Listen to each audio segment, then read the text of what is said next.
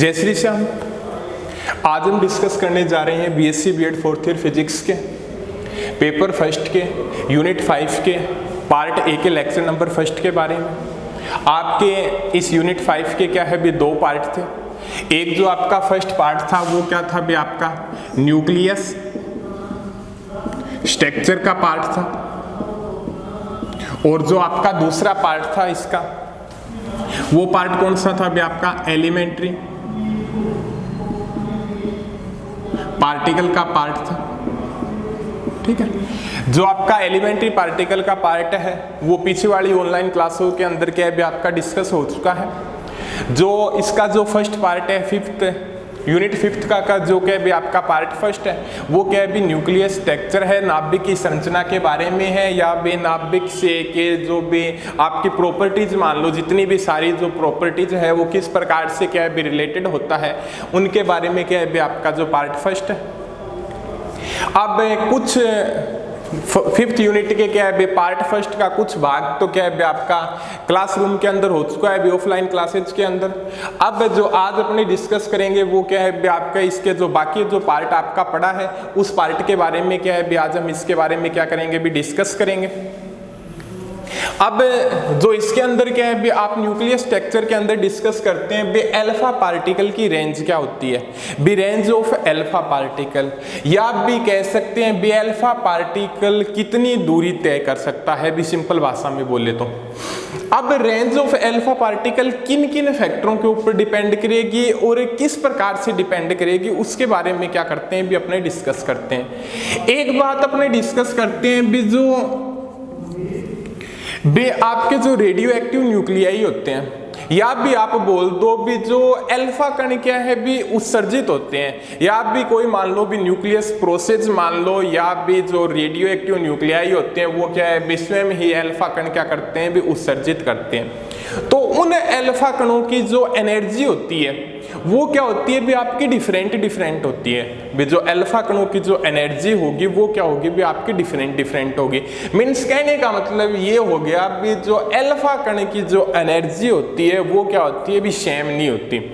भी कहने का मतलब जो आपके अलग अलग रेडियो एक्टिव न्यूक्लियाई है, रेडियो एक्टिव न्यूक्लियाई कौन से हो सकते हैं जिनकी द्रव्यमान संख्या की वैल्यू क्या हो भी 210 से क्या हो भी अबोव हो, वो रेडियो एक्टिव न्यूक्लियाई क्या है भी कहला सकते हैं।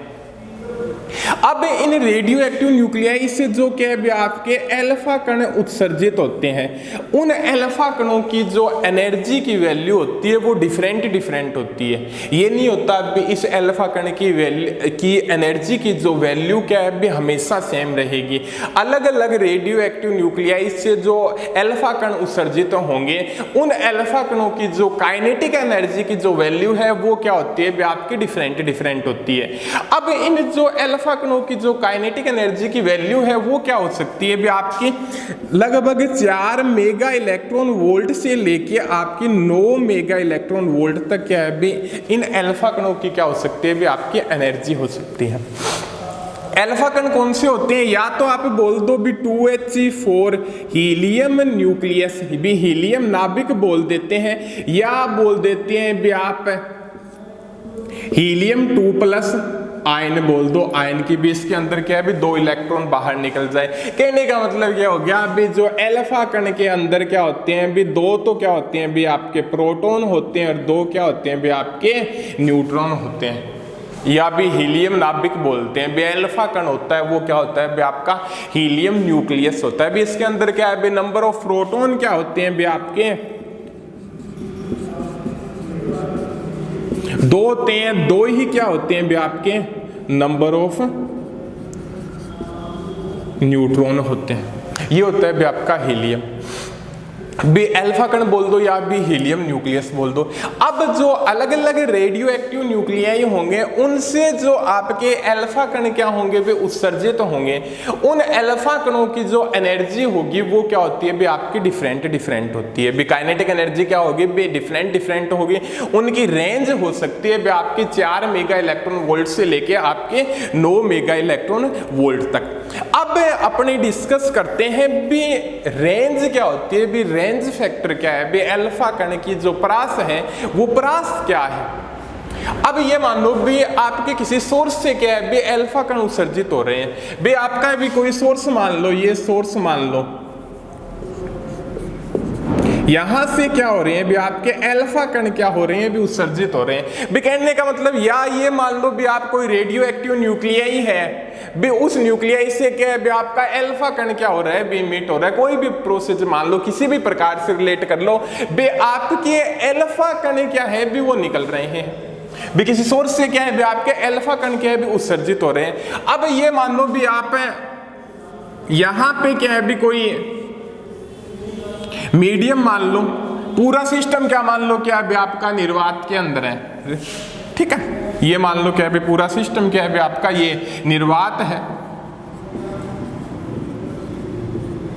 अब क्या है भी इस मीडियम के अंदर क्या है भी गैस भरी हुई है, किसी भी प्रकार से हो सकता है भी, इस मीडियम के अंदर क्या है भी आपका ठोस भी भरा हुआ हो सकता है, गैस भी भरी हुई हो सकती है, या भी आपका द्रव भी हो सकता है, किसी भी प्रकार की क्या है भी आपकी प्रोसेस हो सके। अब क्या है भी यहां से जो अल्फा कण क्या हो रहे हैं भी उत्सर्जित हो रहे हैं, या भी इस न्यूक्लियस से क्या है भी आपके अल्फा कण क्या हो रहे हैं भी आपके इमिट हो रहे हैं। उन अल्फा कणों की जो एनर्जी की वैल्यू होगी भी काइनेटिक एनर्जी होगी, उन अल्फा कणों की जो क्या होगी भी आपकी काइनेटिक एनर्जी होगी, वो क्या होती है भी आपकी डिफरेंट होती है भी। अलग अलग रेडियो एक्टिव न्यूक्लियाई से उत्सर्जित जो अल्फा कण की काइनेटिक एनर्जी होगी वो डिफरेंट होती है, और उनकी जो अल्फा कण की काइनेटिक एनर्जी है वो 4 मेगा इलेक्ट्रॉन वोल्ट से क्या है भी आपके 9 मेगा इलेक्ट्रॉन वोल्ट के बीच के क्या है भी मध्य हो सकती है।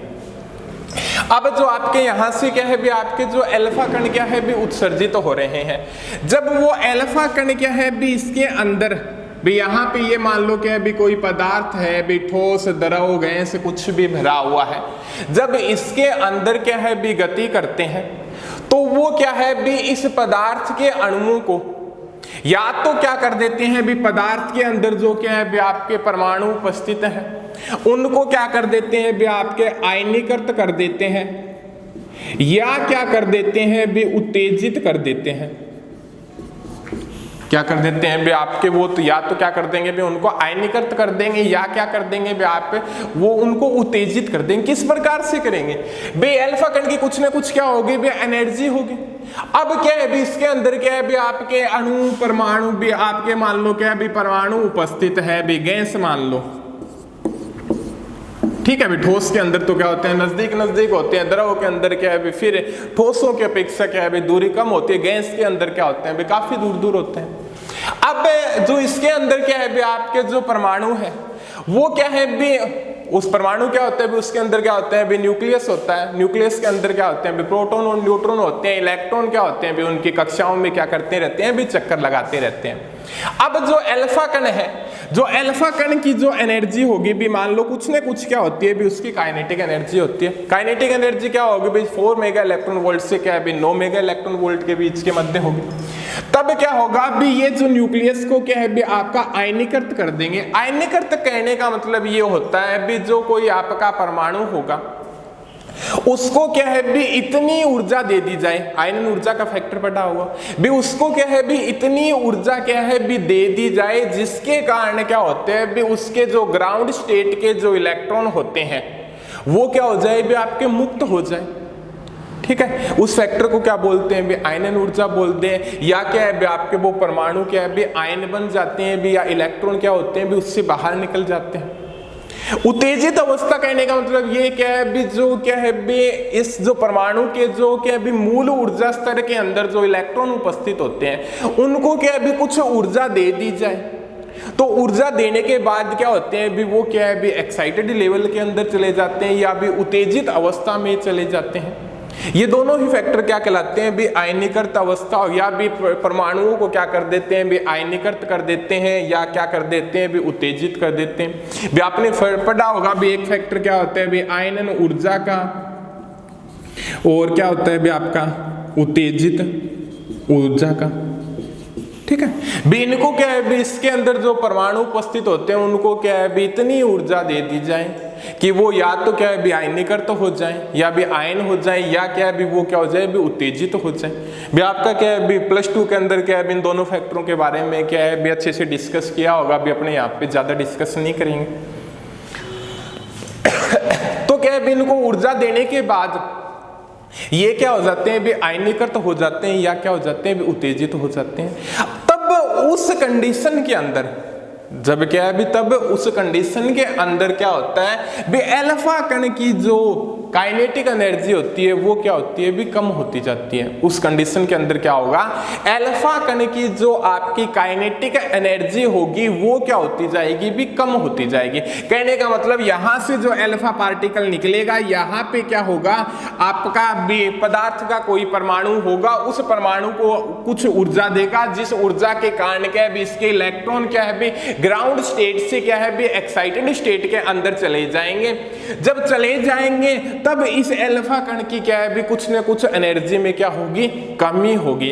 तब उसके आगे अल्फा कण गुजरेगा, फिर क्या होगा भी कोई दूसरा परमाणु होगा, उसके ही इलेक्ट्रॉन क्या है भी ग्राउंड स्टेट से क्या है भी आपके एक्साइटेड स्टेट के अंदर चले जाएंगे। फिर भी इसके अल्फा कण की ऊर्जा में कुछ ना कुछ क्या होगी भी आपकी कमी होगी। फिर इसके आगे कोई एक परमाणु और उपस्थित होगा, उसके भी क्या है भी इलेक्ट्रॉन क्या है भी ग्राउंड स्टेट से क्या है भी आपके एक्साइटेड स्टेट के अंदर क्या होंगे भी चले जाएंगे।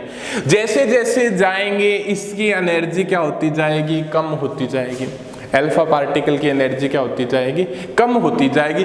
तो वो रेंज की बात करता है जिस रेंज तक क्या है भी अल्फा कण, जिस रेंज तक क्या है भी अल्फा कण क्या है भी इस पदार्थ के परमाणुओं या पदार्थ के परमाणुओं को या तो क्या कर सके भी आयनीकृत कर सके, आयनाइज कर सके, या क्या कर सके भी आपके उत्तेजित कर सके। उस कंडीशन या भी पदार्थ के अणुओं को परमाणुओं को क्या कर दे भी आयनीकृत कर दे, या क्या कर दे भी उनके जो इलेक्ट्रॉन होते हैं उनको एक्साइटेड स्टेट के अंदर भेज दे। जिस रेंज तक भेज जहां तक क्या है भी भेज सकता है। कहने का मतलब क्या होगा भी अल्फा कण क्या है भी उनको जहां तक क्या है भी पदार्थ के परमाणुओं को आयनीकृत या उत्तेजित कर सकता है, वो दूरी क्या कहलाती है भी आपकी अल्फा कण की रेंज कहलाती है। एक बार और रिपीट करवा दूं भी यहां पे क्या होते हैं भी इसके जो परमाणु होते हैं और क्या होते हैं भी आपके अणु होते हैं। यहाँ पे क्या है भी कोई परमाणु उपस्थित है, इसके इलेक्ट्रॉन को क्या है भी एक्साइटेड स्टेट के अंदर भेज देगा, तो इसकी एनर्जी में कुछ ना कुछ क्या होगी भी कमी होगी। फिर क्या है भी आगे कोई परमाणु उपस्थित है, उसके इलेक्ट्रॉन को क्या है भी ग्राउंड स्टेट से एक्साइटेड स्टेट के अंदर भेज देगा, एनर्जी में क्या होगी भी कुछ ना कुछ कमी होगी। अब क्या होगा भी इसके आगे भी क्या है भी परमाणु उपस्थित होते हैं, उसके इलेक्ट्रॉन को क्या है भी ग्राउंड स्टेट से क्या है भी आपका एक्साइटेड स्टेट के अंदर भेज देगा। फिर क्या है भी कोई आगे उपस्थित होते हैं, उसको भी क्या होगा भी आगे भेज देगा।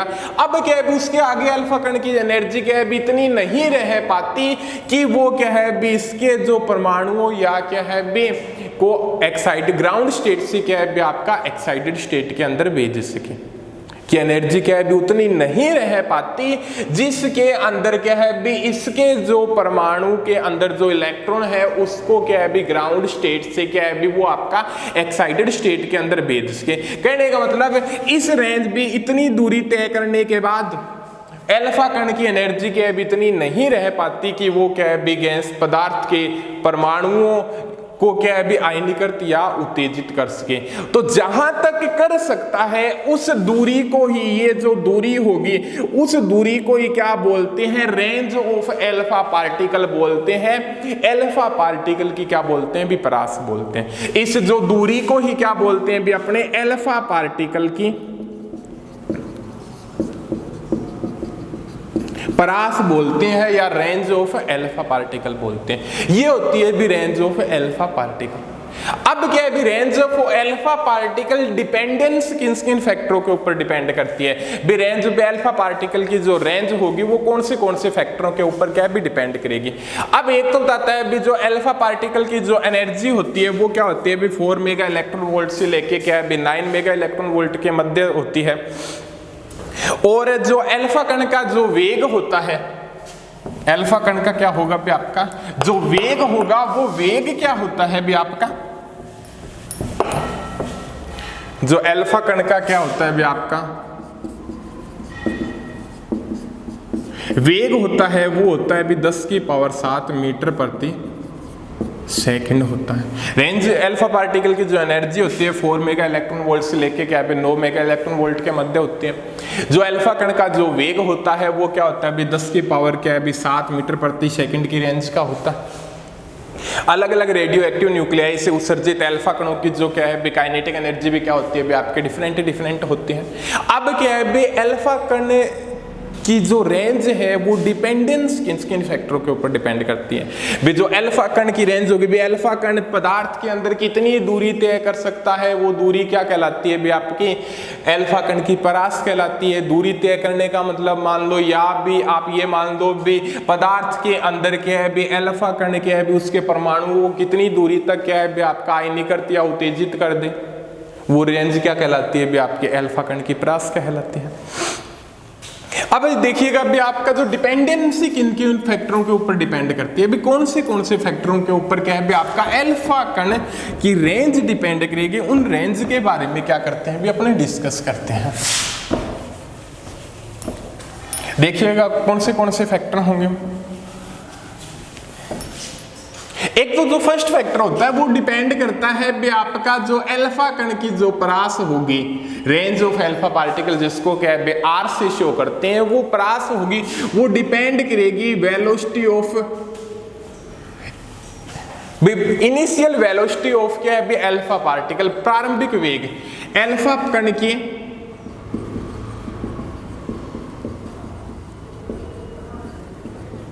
प्रारंभिक वेग के ऊपर डिपेंड करेगी। कहने का मतलब जो फर्स्ट क्या है अल्फा कण की जो रेंज होगी वो किस फैक्टर के ऊपर डिपेंड करेगी, आपके डिपेंड करेगी अल्फा कण के प्रारंभिक वेग के फैक्टर के ऊपर। किस पर क्यों डिपेंड करेंगे कि वेग क्या होता है v होता है 1/2 क्या होता है mv² होता है। ये फैक्टर क्या होता है आपका काइनेटिक एनर्जी का फैक्टर होता है। जितनी ज्यादा काइनेटिक एनर्जी होगी उतनी ही क्या होगा वो ज्यादा दूरी तय करेगा, क्योंकि आपको ये पता है भी हर थोड़ी क्या है भी जो पदार्थ होगा उसको क्या है भी उसके परमाणुओं को क्या है भी वो आयनाइज करेगा या क्या है भी आपको उत्तेजित करेगा, तो उस कंडीशन के अंदर अल्फा कण की रेंज में भी अल्फा कण की काइनेटिक एनर्जी में क्या होगी भी कमी होगी। और तो क्या होगा भी जिसकी क्या है भी ज्यादा एनर्जी होगी तो वो क्या है भी थोड़ी बहुत क्या करेगा भी आपका ज्यादा दूरी तय करेगा लोअर एनर्जी की तुलना में। तो एक तो क्या है भी आपका वेलोसिटी के ऊपर क्या है भी डिपेंड करेगा। दूसरा फैक्टर क्या है भी आपका किस फैक्टर के ऊपर डिपेंड करेगा, एक डिपेंड करेगा भी आपका रेडियो एक्टिव न्यूक्लियाई के ऊपर।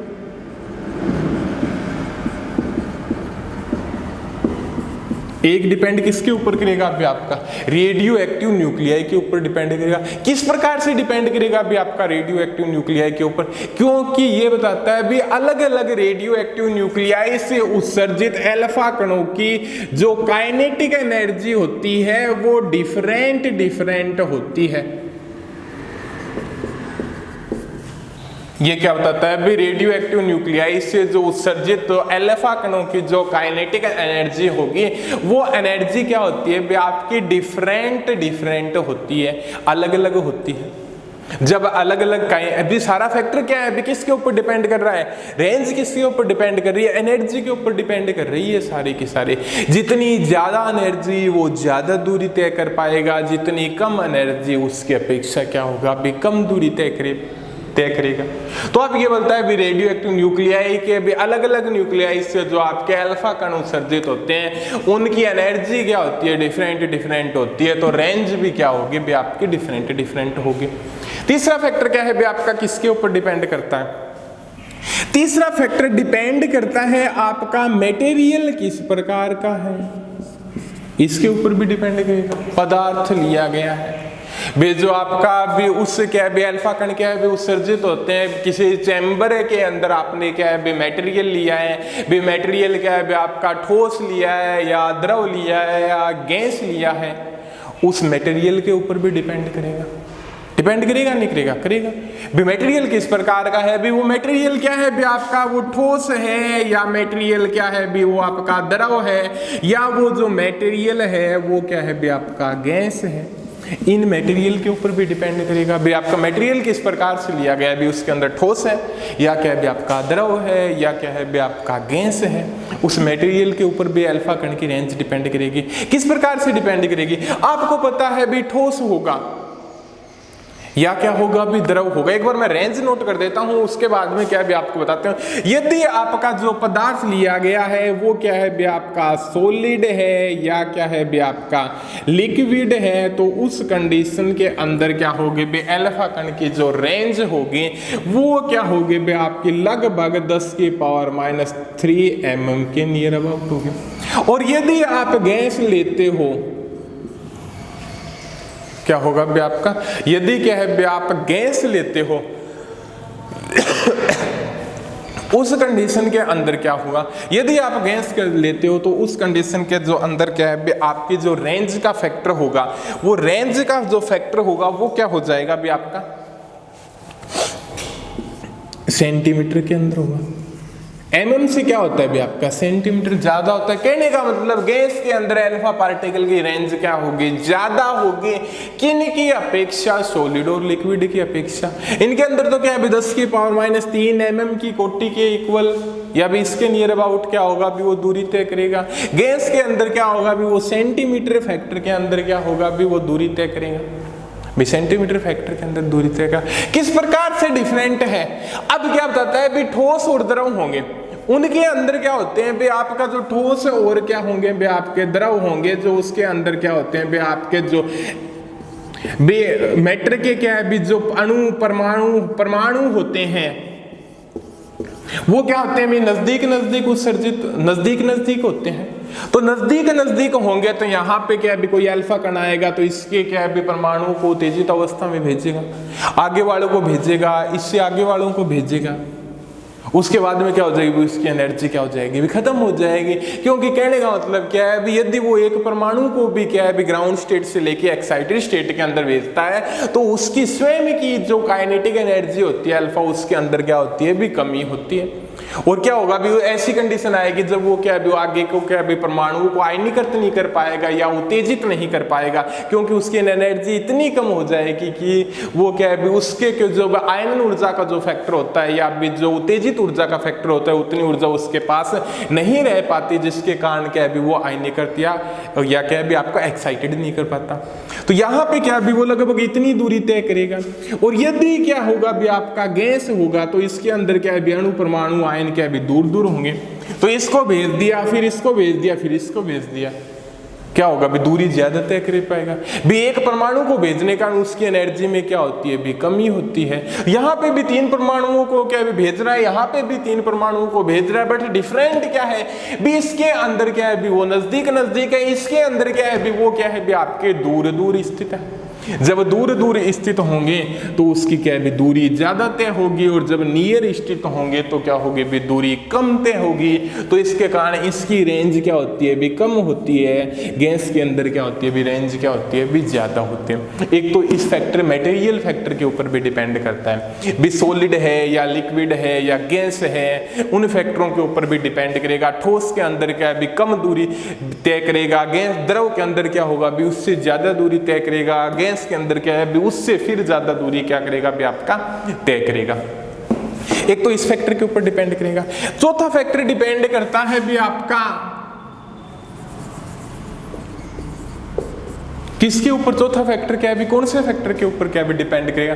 यदि गैस दिया गया तो उसके दाब पे भी डिपेंड करता है भी, उससे गैस लिया गया जिस पात्र के अंदर गैस भरी है उसके दाब के ऊपर डिपेंड करेगा, उसके क्या है भी टेम्परेचर फैक्टर के ऊपर भी डिपेंड करेगा भी। गैस क्या है भी जिस पात्र के अंदर भरी हुई है उस पात्र के क्या है भी दाब फैक्टर के ऊपर भी डिपेंड करेगा, उस पात्र की क्या है भी आपके टेम्परेचर फैक्टर के ऊपर भी क्या करेगा भी वो डिपेंड करेगा। ठीक है। अब जो दाब फैक्टर के क्या होता है भी वो क्या होगा भी रेंज क्या होगी भी, एक तो टेम्परेचर के समानुपाती होगी, दाब के क्या होगी व्युत्क्रमानुपाती होगी।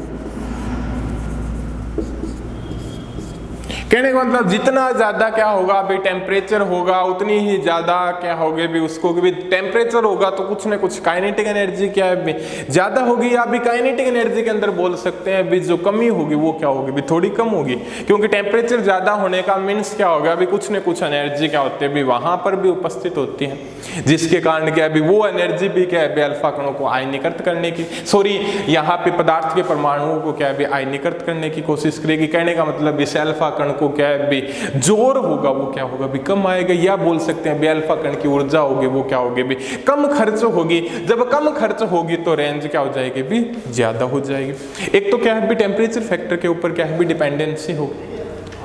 दूसरी डिपेंडेंसी क्या होगी भी दाब के व्युत्क्रमानुपाती होगा भी, जितना ज्यादा क्या होगा भी उसके ऊपर क्या होगा भी प्रेशर होगा। भी कहने का मतलब क्या है जितना ज्यादा क्या है भी गैस के अंदर क्या होगा दाब होगा, उतनी ही क्या है भी अल्फा पार्टिकल क्या है भी दूरी क्या होगा भी कम तय कर पाएगा। ठीक है, एक तो इस फैक्टर के ऊपर भी डिपेंड करेगा, एक तो दाब के ऊपर डिपेंड करेगा और एक क्या डिपेंड करेगा अभी टेम्परेचर के ऊपर डिपेंड करेगा। टेम्परेचर के क्या होगा भी समानुपाती होगा और दाब के क्या होगा भी आपका व्युत्क्रमानुपाती होगा। ये हो गया भी आपका इन चार पांच फैक्टरों के ऊपर डिपेंड करता है। एक तो अल्फा कण की वेलोसिटी के ऊपर डिपेंड करेगा, एक क्या है भी अलग अलग रेडियो एक्टिव न्यूक्लियाई के ऊपर डिपेंड करेगा, एक क्या भी मटेरियल के ऊपर क्या है भी डिपेंड करेगी भी किस प्रकार का मटेरियल लिया जाता है, भी आपके सामने ठोस लिया गया है या द्रव मटेरियल लिया गया है या आपका क्या है भी गैस मटेरियल लिया गया है। और एक डिपेंड करेगा भी यदि आपकी किसी मीडियम या पात्र के अंदर गैस भरी हुई है तो उसके दाब और टेम्परेचर फैक्टर के ऊपर भी डिपेंड करेगा।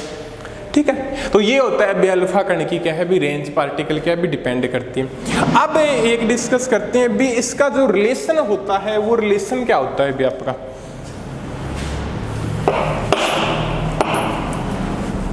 ये तो अल्फा कण की रेंज होगी। अब जो रेंज किन किन फैक्टरों के ऊपर डिपेंड करती है ये आपने अच्छे से डिस्कस किया। अब एक जो अपने डिस्कस करेंगे वो डिस्कस क्या करेंगे आपका जो इसका जो रिलेशन होता है वो क्या होता है, परास ऊर्जा संबंध।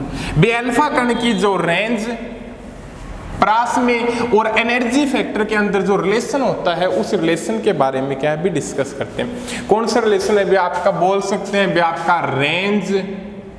रेंज कौन सी है, ये आपकी अल्फा कण की रेंज है। कौन सी रेंज है भी आपकी अल्फा कण की रेंज है। और रेंज और ये क्या है भी आपका एनर्जी रिलेशन, इसके ऊपर डिपेंड करेंगे भाई रेंज एनर्जी रिलेशन क्या होता है। बे अल्फा पार्टिकल की रेंज और एनर्जी के मध्य क्या होगा भी रिलेशन क्या होगा। अब जो अल्फा पार्टिकल की जो रेंज होती है वो किसके समानुपाती होती है, बे आपके वेलोसिटी फैक्टर के समानुपाती होती है।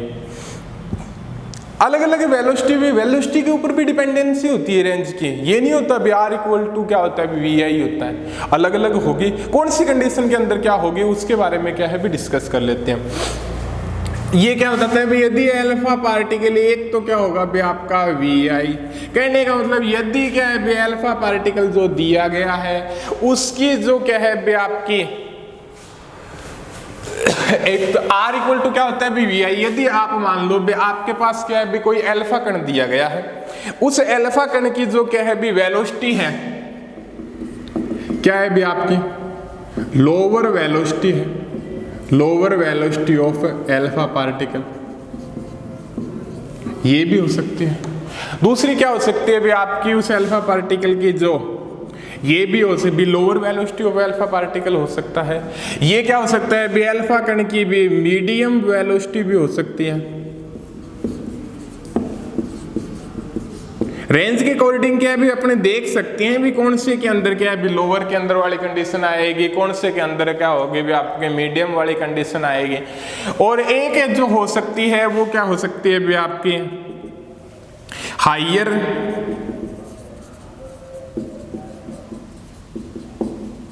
Velocity of alpha particle.